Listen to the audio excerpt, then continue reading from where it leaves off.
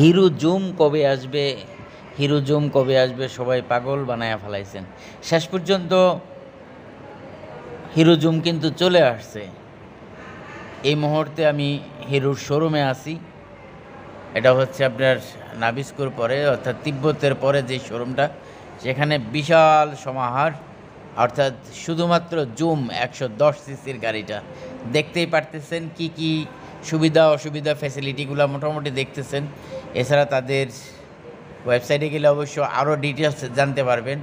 তবে অ্যান্টওয়ার্কের মতো এই যে গাভরিলটা আলাদা দেয় নাই, ওরা কিন্তু লাগিয়েই দিয়েছে। মোটামুটি ছোট কম্প্যাক্ট, মানে সব কিছুই আছে।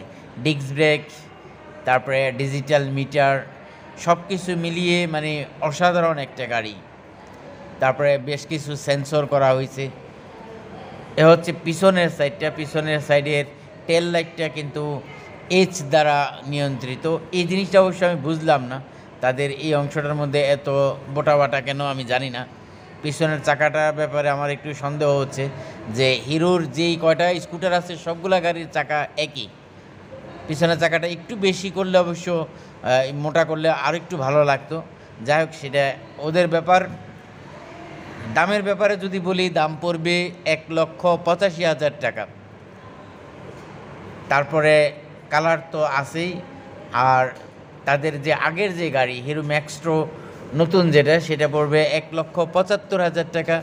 এছাড়া এদেরও বেশ কয়েকটা কালার দেখতে পারবেন। সামনে অবশ্য ডিস্ক নেই এই গাড়িটার, বাট ডিজিটাল মিটার এটা এবং আগেরটা একই।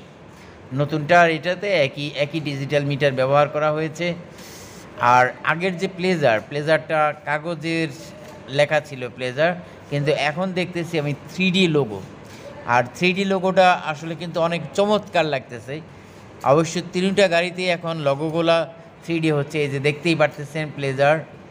আর আগেরটাতে দেখেন যে কাগজের মধ্যে, অর্থাৎ এটা 3D না, এ হচ্ছে 3D। মোটামুটি এই ছিল।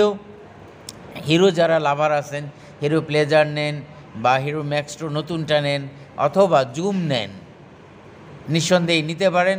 আরেকটা সুখবর হচ্ছে যে জুম 125টা এবং 150টা খুব অচিরেই আসতেছে। সবাই ভালো থাকবে।